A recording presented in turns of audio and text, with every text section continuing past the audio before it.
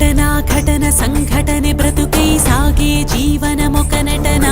జన్మం గమనం గమ్యం మధ్యన ఈశుడు ఆడే